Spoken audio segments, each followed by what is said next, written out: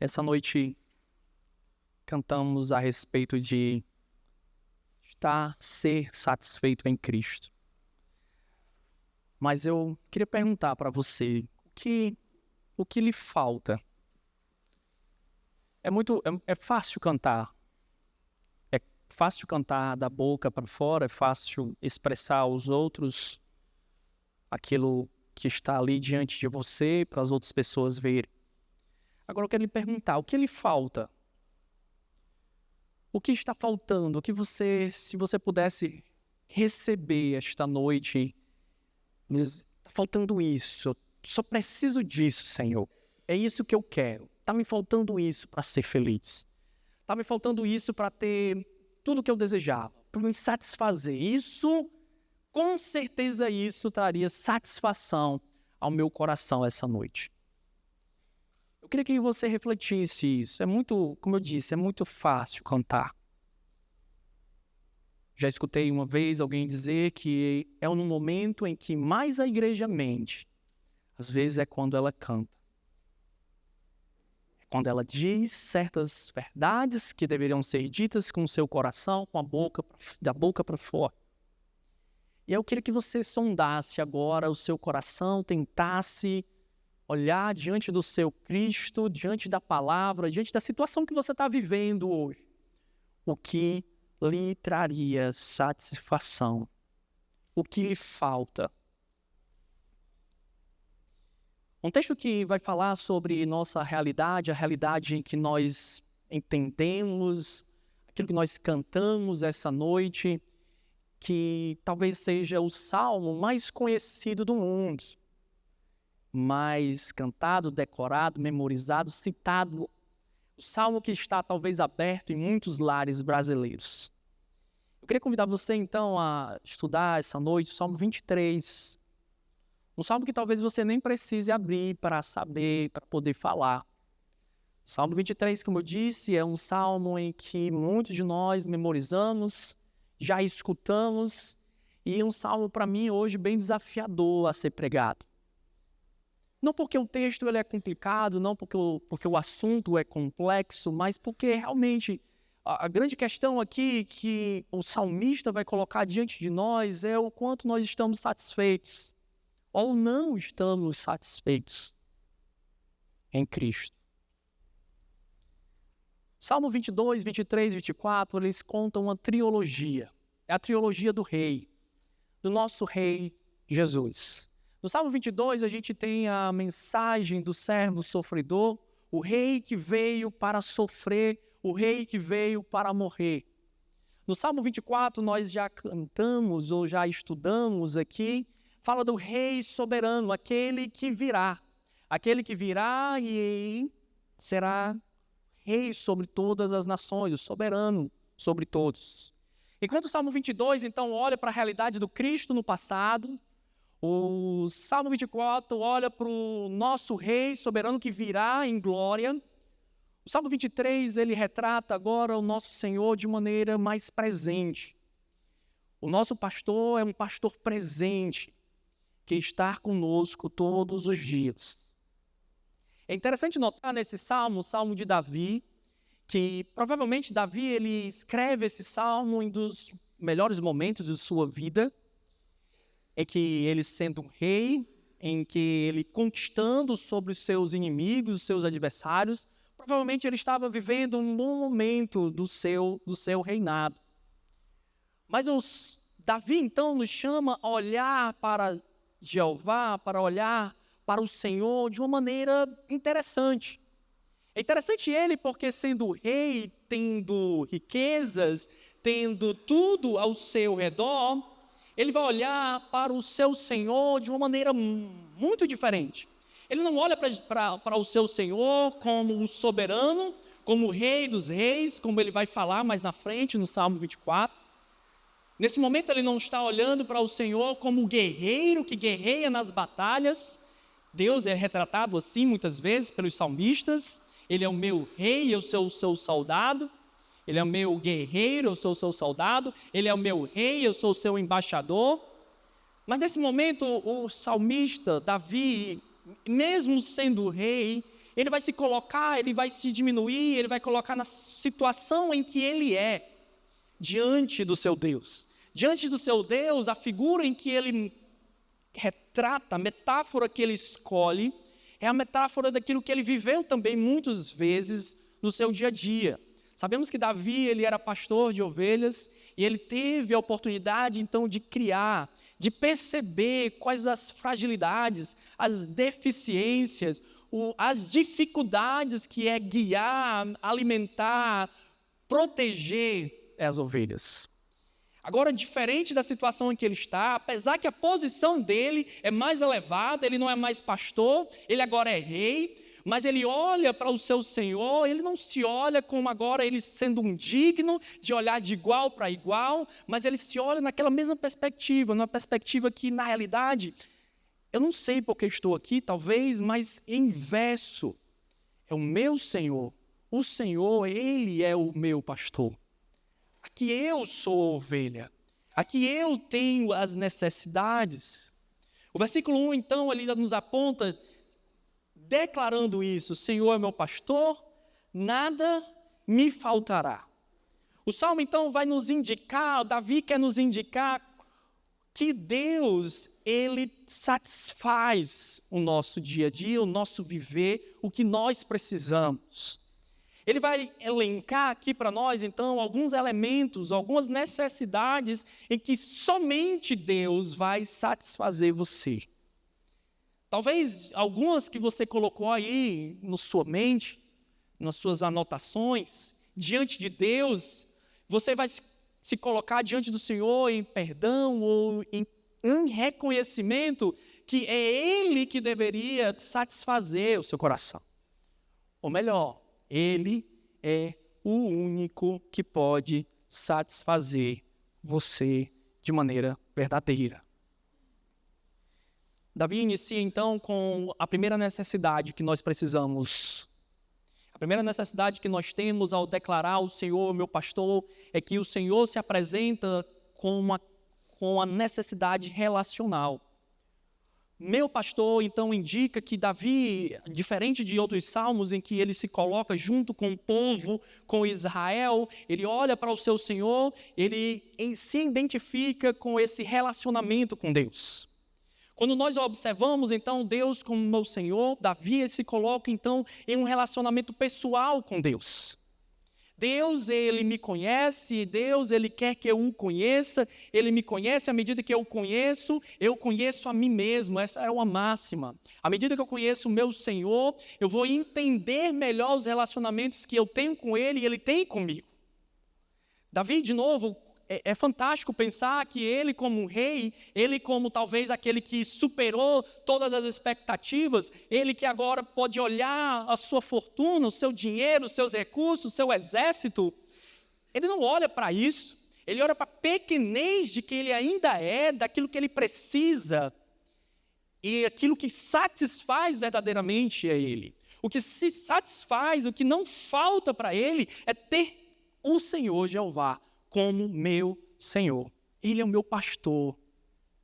Se Ele é meu pastor, nada mais me satisfaz. Nada mais eu necessito, eu preciso. Salmo 1 é um salmo para iniciar e terminar. É um salmo que ele diz, olha, se Ele é o meu pastor, eu não preciso de mais nada, nada mais me satisfaz. Pronto, acabou, é isso, é Ele. Ele é o meu Senhor. Não é o que eu conquistei, não é aonde eu cheguei, mas é olhar e saber que esse Senhor, Ele cuida de mim, Ele se relaciona comigo. Mas Ele não para por aí. Davi, ele olha para essa perspectiva relacional do Senhor e ele vai mostrar que o pastor, esse pastor, rei, Senhor, ele entende as necessidades do homem. Ele entende as necessidades de Davi. Ele entende que o relacionamento é parte daquilo que Deus nos criou. Deus nos criou para nos relacionar com Ele, Davi entende isso, mas isso não foi tudo que Deus fez e não é tudo o que nós necessitamos aqui nesta vida. Aqui nesta vida é onde Ele vai caminhar lá no final e dizer, para todo sempre eu tenho um propósito. Ele quer chegar neste propósito. E diante desse propósito, Deus, Ele nos dá, Ele nos satisfaz nas necessidades que nós precisamos para chegar nesse propósito final. O propósito de sermos adorador. Davi, ele tem uma perspectiva muito clara. O meu Senhor, o meu pastor, Ele se relaciona comigo, Ele me dá condições para que eu chegue a ser este adorador de excelência também. Versículo 6 vai finalizar: e habitarei na casa do Senhor para todos sempre. O caminho, então, da satisfação é um caminho não num propósito de mim para mim mesmo, mas o caminho da satisfação de Deus satisfazendo você é de que você seja um adorador dele. Entender que a plena satisfação está nele para glorificar a ele, continuando nele. Mas nesse caminho, então, que ele vai tratar para nós, ele vai trazer para Davi, e Davi ele vai olhar de novo, mesmo nessa situação de alto grau, talvez, mas como pequeno homem que ele é, necessitado de Deus, ele vai apontar, então, outra necessidade. Além da necessidade relacional, Davi, então, aponta uma necessidade de alimento, ou provisão. Versículo 2, ele vai dizer assim: ele me faz repousar em pastos verdejantes. À medida que a gente for lendo o texto, você observa, o Salmo, ele caminha apontando aquilo que o seu Senhor faz. Diferente de muitos salmos e de que muitas vezes nós estamos aqui a declarar e proclamar e dizer o que nós queremos ser, o que nós devemos fazer, como nós o amamos, o salmista, ele quer que a gente entenda primeiramente aquilo que Deus é, aquilo que Deus faz. Porque à medida que nós entendemos o nosso Senhor, nós olhamos para a nossa pequenez, nós conseguimos entender melhor aquilo que nós vamos estar fazendo aqui essa noite, a ceia do Senhor, como um Deus perfeito e santo, Ele nos ama. Ele nos ama ao ponto de enviar o seu Filho. É Ele que faz. E Ele faz o quê? Ele nos faz repousar em pastos verdejantes. Davi entendia, que as ovelhas, elas precisavam ser alimentadas. Era uma necessidade constante, então, de procurar bons pastos, de procurar lugares em que as ovelhas pudessem comer. Alguns comentaristas vão dizer que, às vezes, havia necessidade de o pastor, alimentar a ovelha. A ovelha ela nem queria ser alimentada, ela nem queria ficar naquele lugar, e existia necessidade, então, de ele prover, de ele ajudar ela nesse sentido. Mais à frente, no versículo 3, ele expressa a mesma ideia do alimentar, do prover, quando o versículo 3 diz: refrigera-me a alma. Quando a gente entende o refrigerar a alma, o Davi ele quer expressar a ideia que é através do pastor, é através deste pastor que minha alma ela é transformada, ela é mudada, ela é protegida. É o Senhor que provê para nós o alimento, é o Senhor que provê para nós o que nós necessitamos. Davi ele quer de novo, ele está olhando para a sua situação, ele não está olhando aquilo que ele conquistou. E a gente sabe, Davi foi um conquistador, um grande guerreiro, um guerreiro usado por Deus para vencer milhares e milhares. E ele poderia olhar para suas terras, para tudo que ele produzia, para tudo que ele conquista, mas ele olha e de novo ele diz: olha, é o Senhor que me faz repousar. Ele que me guia para os pastos verdejantes. É Ele que vai trazer refrigério, ânimo para a minha alma. Não sou eu. Não são minhas conquistas. Depois, então, de apontar as necessidades relacionais, necessidades de alimento, ele continua nos apontando aquilo que o Senhor continua fazendo na vida dele. Leva-me junto para as águas de descanso. Versículo 2. Guia-me pelas veredas da justiça, por amor do seu nome. Além da provisão, Davi, ele aponta que a direção, ser guiado por Deus, é uma necessidade que nós temos. Mesmo antes da queda, o Senhor, ele se revelou ao homem e ele apontou o caminho para o homem. Assim como Adão e Eva foram apontados o caminho da verdade, das veredas da justiça, caminhos retos em que eles deveriam trilhar, e eles escolheram trilhar o caminho de morte.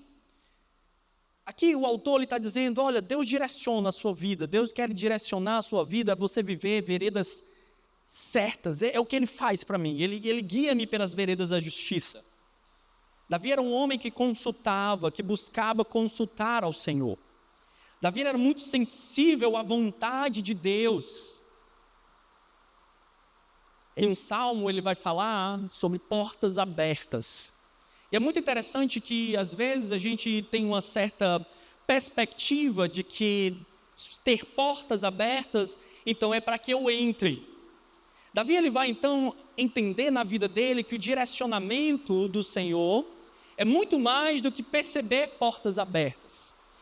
Ele vai olhar então para muitos momentos em que o Senhor o entrega Saul em suas mãos, permite então que Davi mate aquele que estava sendo rebelde contra o Senhor, e assim pudesse tomar o trono que por direito já era dele, ele como ungido do Senhor.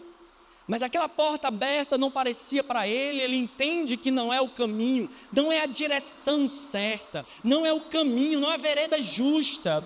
Não, eu não vou tocar no ungido do Senhor, isso pertence a Deus. Não cabe a mim tirar a vida de Saul. Davi então era sensível às necessidades que vinham de Deus para a vida dele. Nem toda porta aberta é uma porta que Deus quer que você entre, mas são portas que Deus quer que você cresça e entenda para onde você deve ir ou não. Ele é que guia, Ele que leva-me junto para as águas de descanso. É o Senhor guiou Davi para aquele momento.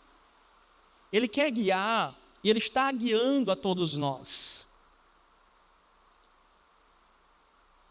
Ainda no versículo 3, falando então do guiar em direção à vontade do Senhor, ele vai mostrar que o que ele faz, porque ele faz, não está relacionado à ovelha, não está relacionado a Davi, não está relacionado aos objetivos dele. Mas o que o Senhor faz, o Supremo Pastor faz, é por amor do seu nome. É o nome dele que tem que ser glorificado. Mesmo eu passando essa situação, mesmo ele mostrando essa direção, é o nome dele que deve ser glorificado, não o meu. Não o meu nome. A próxima necessidade que o autor, Davi, ele nos aponta, está nos versículos 4 e 5. Primeira necessidade relacional, uma segunda necessidade, uma necessidade de alimento, de provisão. Uma terceira necessidade, uma necessidade de direcionamento de vida. E a quarta necessidade, uma necessidade de proteção. O homem, nós somos necessitados de ser protegidos, segurança, ter segurança. Versículo 4 diz assim: ainda que eu ande pelo vale da sombra da morte, não temerei mal nenhum, porque tu estás comigo, o teu bordão e o teu cajado me consolam. Davi, como eu já falei para vocês, que a maioria dos estudiosos vão dizer que ele está passando por um momento bom. É um momento bom do seu reinado. É o momento em que ele pode olhar para o seu Senhor e perceber a sua pequenez e como o Senhor tem guiado, provido tudo o que é necessário. Mas o fato de estar bom não quer dizer que não vai ficar na frente ruim, ou que pode ficar difícil, ou que talvez vai ficar, com certeza, em um momento de complicação. Ele sabe que vai enfrentar dificuldades. E que essas dificuldades trarão para ele dificuldades do coração, dificuldades de temor, dificuldades de medo. Ele diz isso, né? Porque ele vai colocar, não temerei mal nenhum. Ele não teme mal nenhum, porque ele confia no seu Senhor. Mas o medo está lá. A possibilidade de ser controlado pelo medo, escravizado pelas dificuldades, está lá. Mas o que o ajuda neste vale da morte, neste vale da sombra da morte, de novo, não é o que muitos de nós achamos. Davi ele não está olhando para suas experiências, não, eu me garanto. Davi não está olhando para os seus guerreiros, não, só tem gente boa ao meu lado. Davi não está olhando para as suas riquezas, não, eu tenho muito recurso para enfrentar qualquer dificuldade. Davi ele diz que o que não vai trazer medo ao seu coração é saber que o seu pastor está com ele. É entender que o seu pastor está ao seu lado, mesmo ali no vale da sombra da morte, mesmo perto, diante da morte, o Senhor está comigo. É por isso que eu não posso temer. Ou é por isso que eu não temerei. O bordão e o cajado me consolam. Davi entendia que nas dificuldades do pastoreio, existiam dificuldades que eram externas e tinham dificuldades que eram internas. As dificuldades com o pastoreio externas estavam muito relacionadas às feras, aos predadores, aos ladrões que viriam roubá-lo. Essas dificuldades externas, ele vai colocar aqui que a forma que o seu pastor o protegeria seria usar então esse bordão, usar então essa vara. Essa vara que o seu Senhor tem, ela lhe protege. Ela lhe protege de perigos externos. Davi, provavelmente, como ele mesmo diz, antes de enfrentar Golias, ele diz, olha, já matei duas ursas e um leão. É uma necessidade que o pastor tem de enfrentar feras. E aí ele se coloca como hábil para a tarefa de matar Golias exatamente porque ele já tinha passado por essa experiência. Mas na experiência de entender o vale da sombra da morte, talvez a situação mais difícil que qualquer pessoa poderia passar, ele sabe que as pressões externas poderiam vir sobre ele, e o que protegeria ele, novamente, não são suas habilidades, não é o seu poder, não é o seu reino ou as suas condições, mas, de novo, é o seu Senhor, é o bordão dele. Outras dificuldades que existem são dificuldades internas. A figura da ovelha é uma figura muito singular para ser usada para com a igreja, para com o povo de Deus. A ovelha é um animal extremamente necessitado. Necessitado para se alimentar, necessitado para se retirar a lã que não para de crescer. A lã não para de crescer e se a ovelha não for tosquiada, ela pode morrer, porque ela não vai conseguir nem se alimentar. A ovelha, ela é míope, ela é meio cega, ela não sabe para onde ir, caminhar. Talvez você já viu um meme, né, daquelas ovelhas, né, que você tira do buraco e ela vai, acontece o quê? Ela cai de novo no buraco. Ou daquela, né, que está correndo para a fogueira e o cara puxando e o cara solta, ela vai de novo para dentro da fogueira. É a realidade da ovelha de ser dependente. É a realidade que Deus usa. A gente estudando um livro juntos dentro do conselho, a gente estava lendo o autor que ele vai fazer um paradoxo.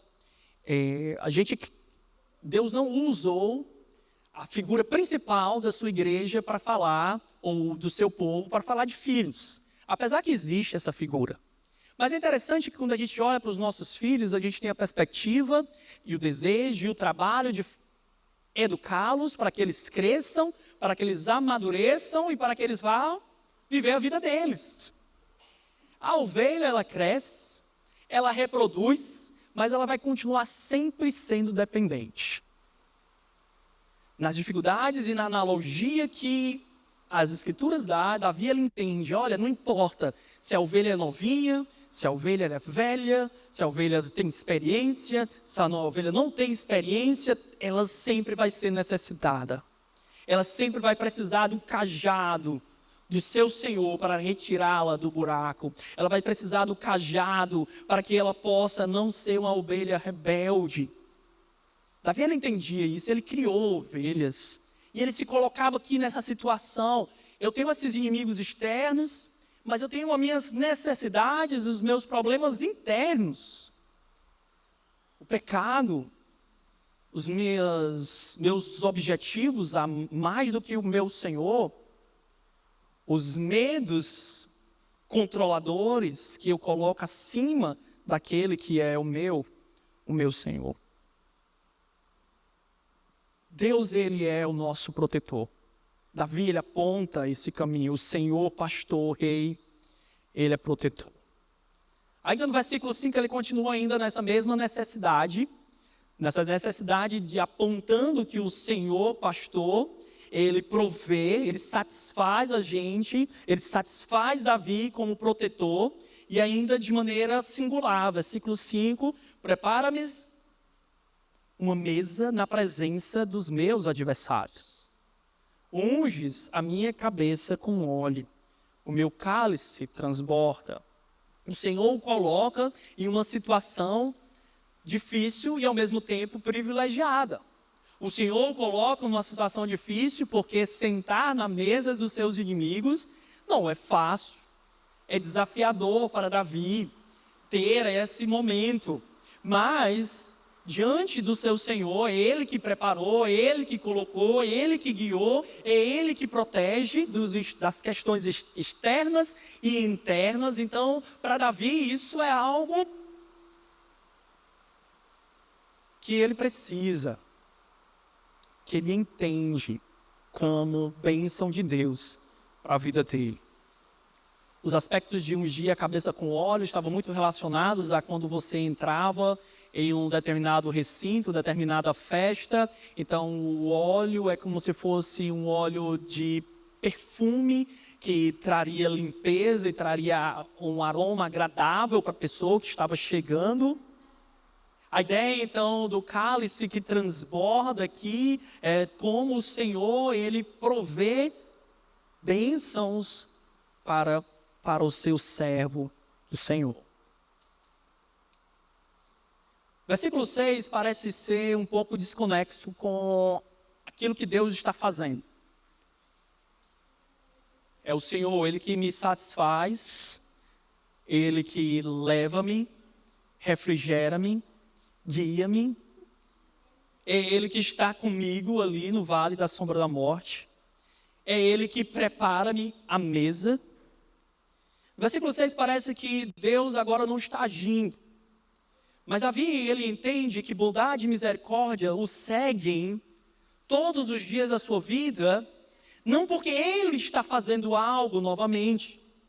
É a bondade, é a misericórdia que estão seguindo ele. E estão seguindo ele porque, provavelmente na perspectiva do autor, na perspectiva de Davi, aquele que tinha feito uma aliança com ele, o Senhor, que era o seu pastor, ele providenciaria essa bondade e essa misericórdia para ele. Ele não segue porque ele está seguindo. Ele segue porque as promessas do Senhor, que são outras necessidades que nós temos, estão vindo em nós e sobre nós.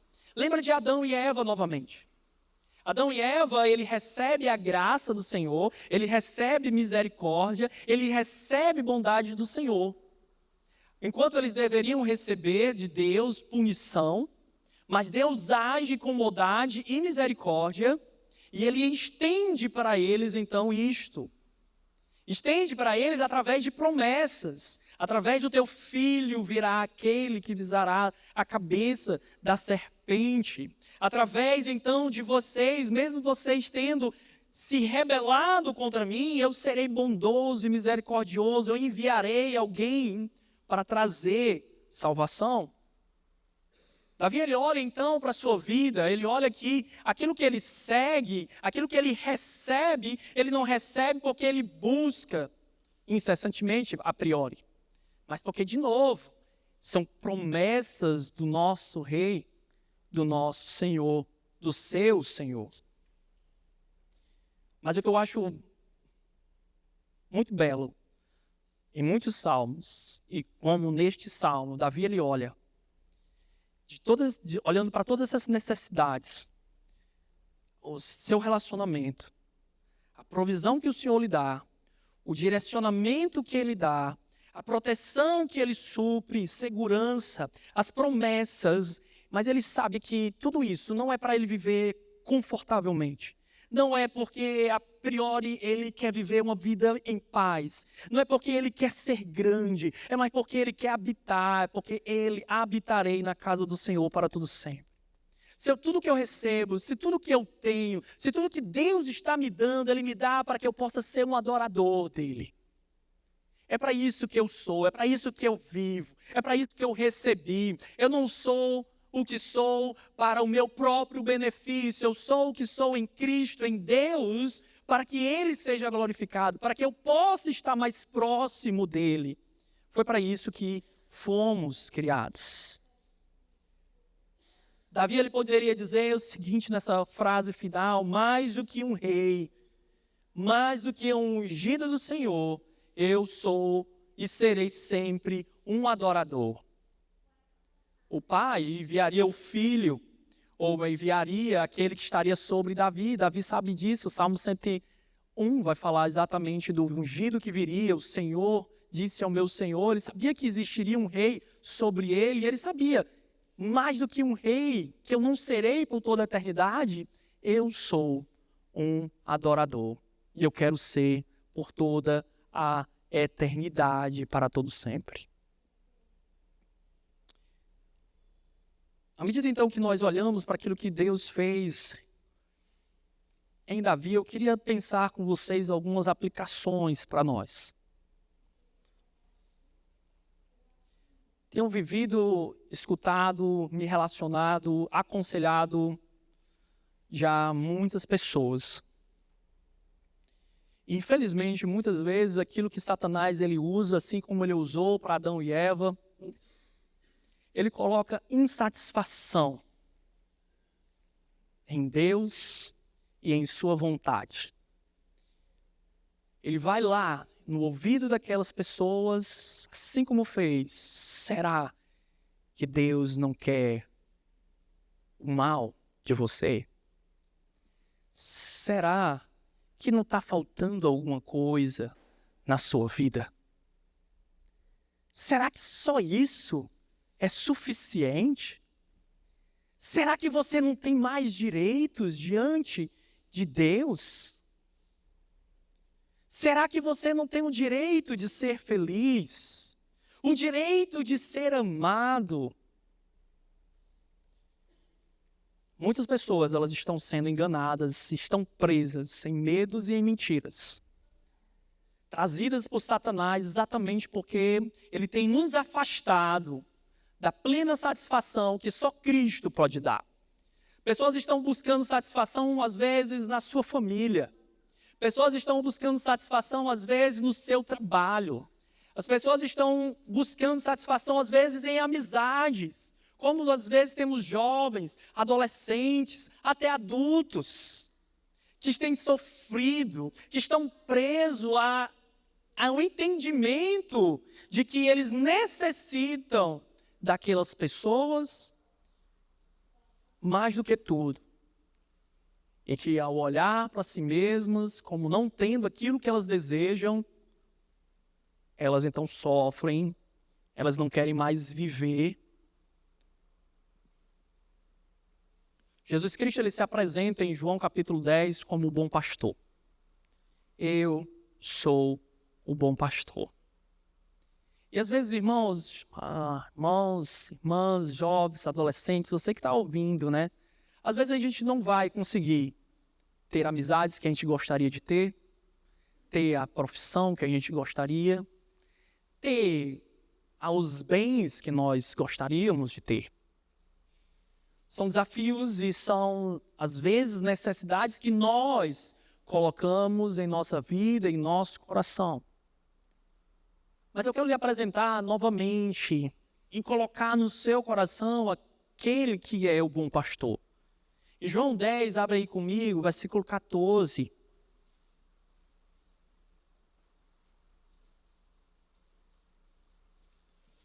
João 10, versículo 14 diz assim, eu sou o bom pastor. Conheço as minhas ovelhas. Deus conhece suas ovelhas. Ele quer ter um relacionamento especial com suas ovelhas. Ele quer esse relacionamento de maneira tão profunda que ele já diz isso no versículo 15, no final dele, e dou minha vida por essas ovelhas. Deus não precisa de nós.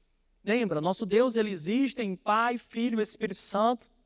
O seu amor é perfeito, o seu relacionamento é perfeito, a comunicação deles é perfeito, os propósitos deles são perfeitos. Ele não precisa de nós para ser glorificado, para ser amado, para se comunicar. Mas em seu plano, em seus decretos, em seus propósitos, ele nos cria. E mesmo nós rejeitando a ele, mesmo muitas vezes nós rejeitando a sua vontade, sendo colocado como inimigos dele, o Senhor, o seu filho, o pastor, o bom pastor, ele se apresenta como aquele que conhece. E ele conhece as necessidades de cada uma das suas ovelhas. E talvez o que falta para você não é aquilo que Deus está olhando e está dizendo que falta. Porque aquele que morreu por você, com certeza ele sabe o que é melhor para você. Não existe mais algo mais importante na sua vida que o relacionamento com Deus.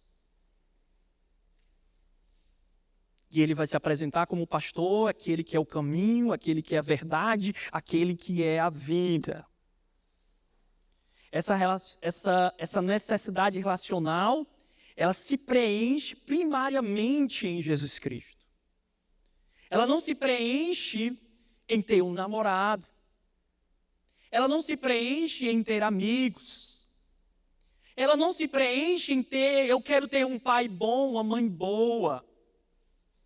Eu quero ter pessoas que me amem. Ou o fato de pessoas dizerem, ninguém me ama, ninguém me quer, ninguém se relaciona comigo. É mentira, Satanás coloca nas nossas mentes mentiras em que se não tivesse ninguém que me amasse neste mundo, o Filho do Homem, ao Supremo Pastor, morreu por mim.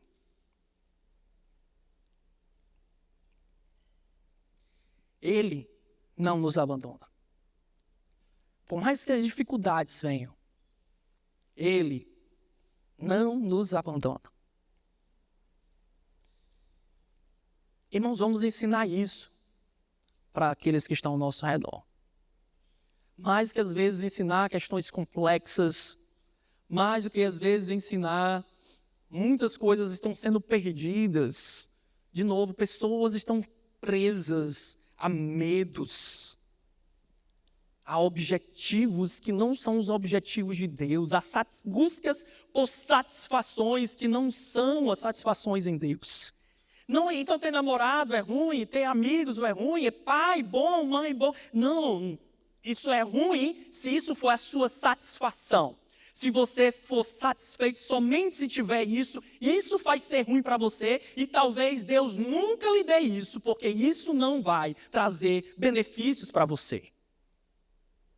Se não traz benefícios para você, por que Deus vai lhe dar isso?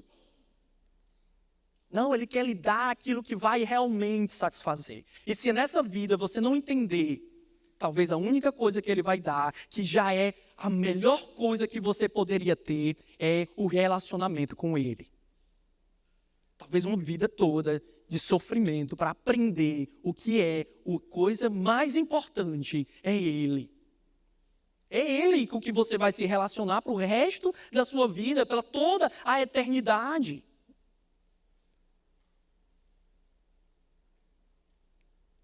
Ele preenche a necessidade relacional. Jesus Cristo também, Ele nos dá aquilo que nós precisamos como alimento. Eu sou o pão da vida. Precisamos desse alimento que vem da parte dEle. Existe muita fraqueza espiritual, às vezes, no nosso meio, porque não existe, de novo, um relacionamento com o verdadeiro Senhor das nossas vidas, um relacionamento com o meu pastor. E segundo, porque eu não me alimento da palavra que Ele me dá. Eu não guardo no coração as suas palavras. Eu não medito, eu não tenho elas como lâmpada para os meus pés.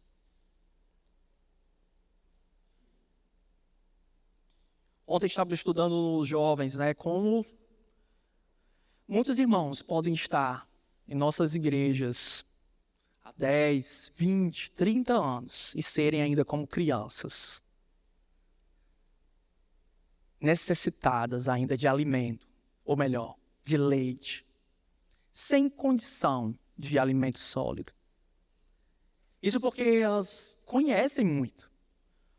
O autor de Hebreus ele vai mostrar que não é falta do entendimento, não é falta de saber aquilo.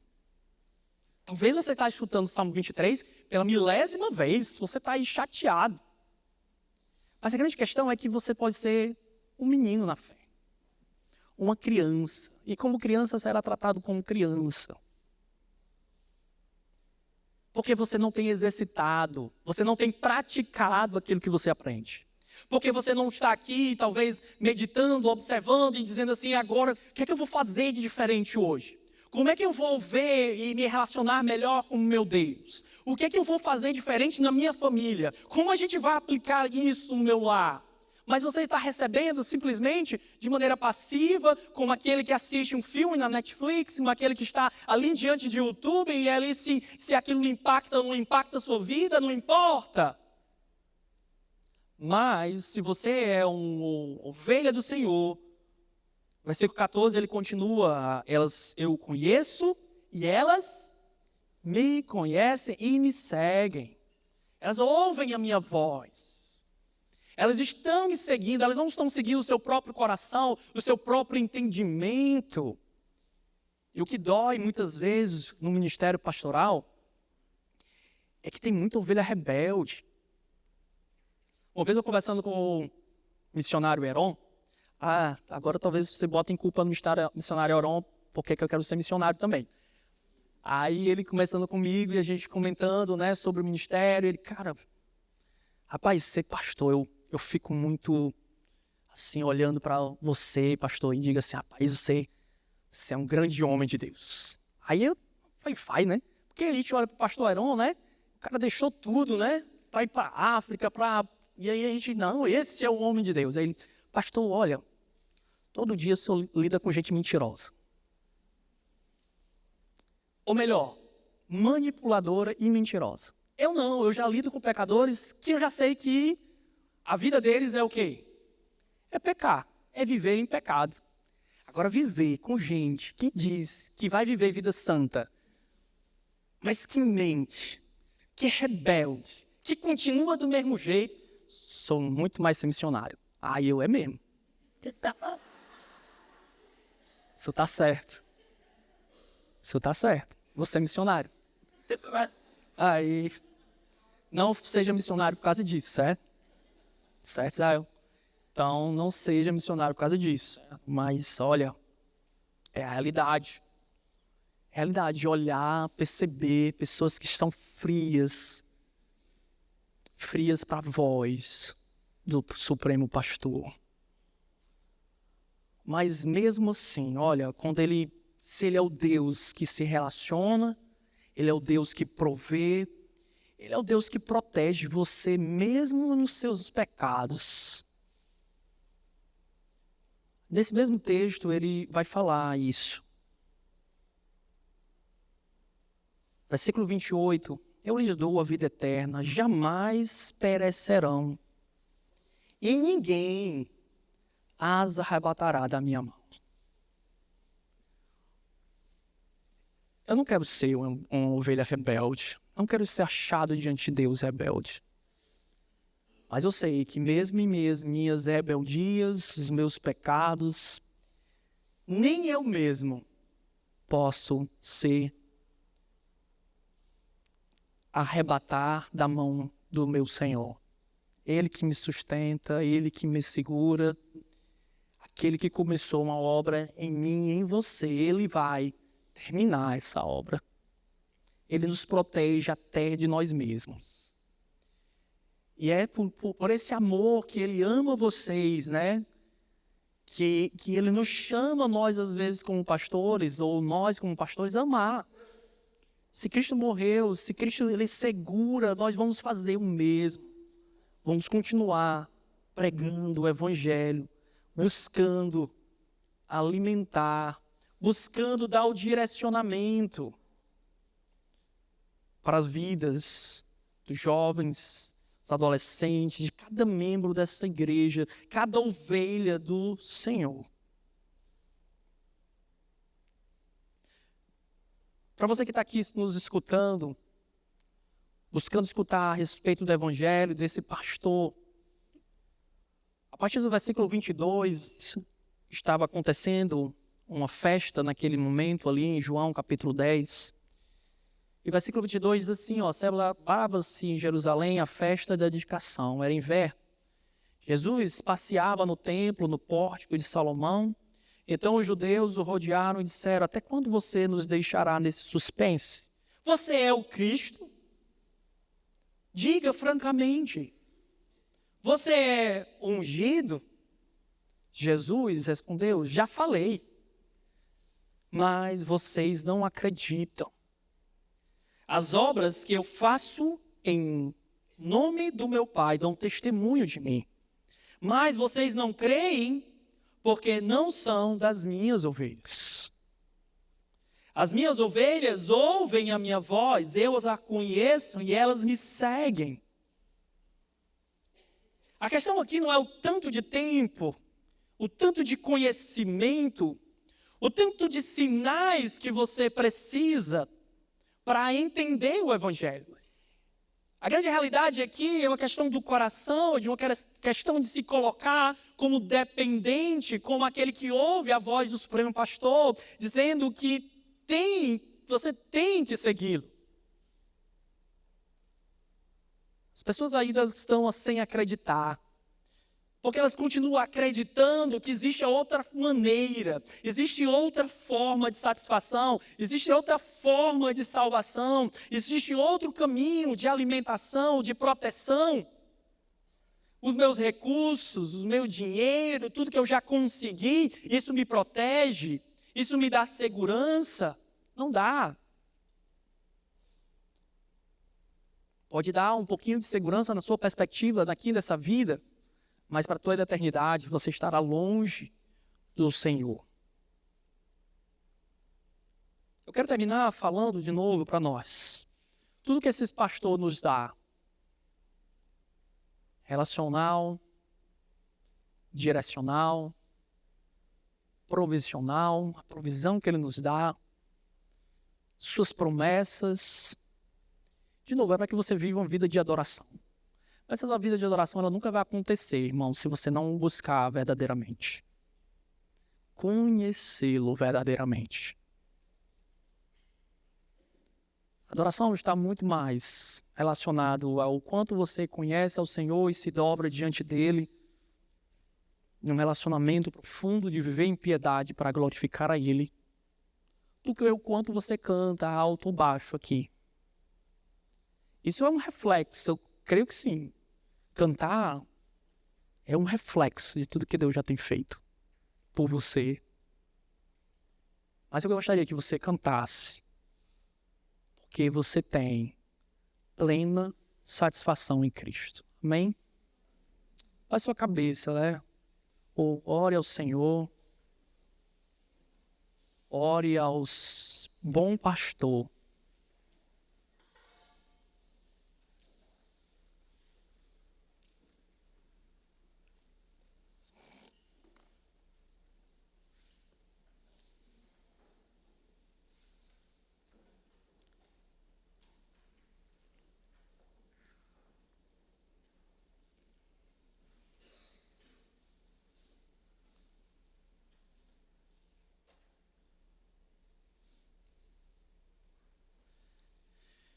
Senhor, mais uma noite, mais uma vez, estamos diante de Ti, Senhor.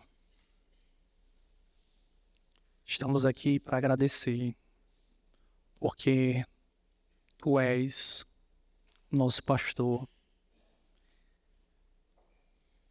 E em Ti encontramos plena satisfação. Ó Senhor, talvez para alguns que estão aqui essa noite, seu coração, seus pensamentos, suas vontades, seus medos revelam que isso não é uma verdade.